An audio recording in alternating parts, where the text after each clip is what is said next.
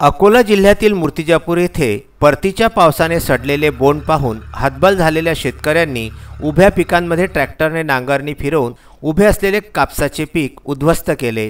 परिसरातील शेतकऱ्यांच्या कापसाला चांगली बोंड आली होती। काही दिवसातच पांढरं सोनं घरात येईल अशी आस लावून शेतकरी बसला होता।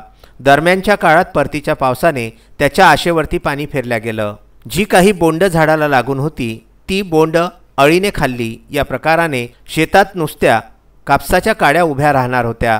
त्यांच्यावर खर्च करण्यापेक्षा शेतकऱ्यांनी कापसाची नांगरणी केली। विदर्भ हा प्रदेश एकेकाळी पांढऱ्या सोन्याची खाण म्हणून सर्वदूर ओळखला जायचा।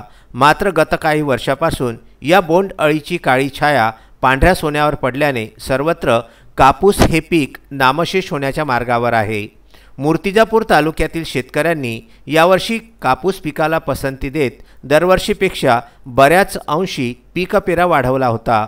तालुक्यातील शेतकऱ्यांनी कापूस पिकाची खरीप हंगामात चांगली जोपासना करीत उत्पादनाच्या अपेक्षेने पिकाला मोठे केले।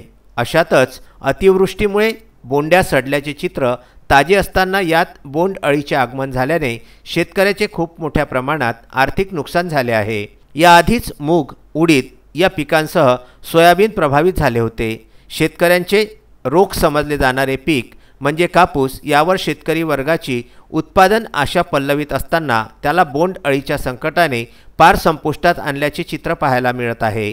कापूस पिकावर नानाविध कीटकनाशकाची फवारणी केली आहे।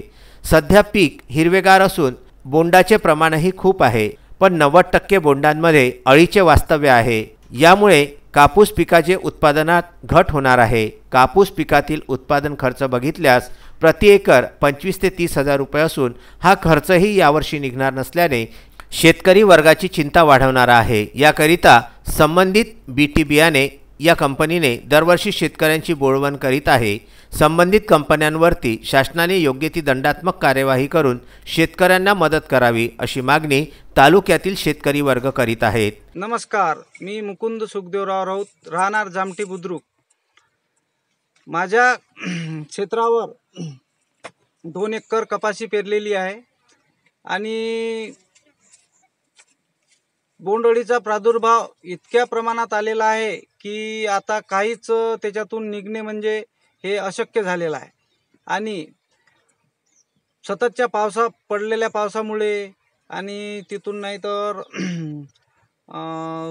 बदलत्या हवामानामुळे हे कपाशीचं पीक एकदम नष्ट होण्याच्या मार्गावर आहे। तरी शासनाने काहीतरी सर्व तालुक्यातील शेतकऱ्यांना बोंडअळीचा प्रादुर्भाव खूप जास्त प्रमाणात झाल्यामुळे काहीतरी शासनाने भरीव मदत करावी व काहीतरी मदत करावी। मूर्तिजापूर येथून बाळासाहेब गणोरकर यांचा विदर्भ न्यूज करिता हा वृत्तांत।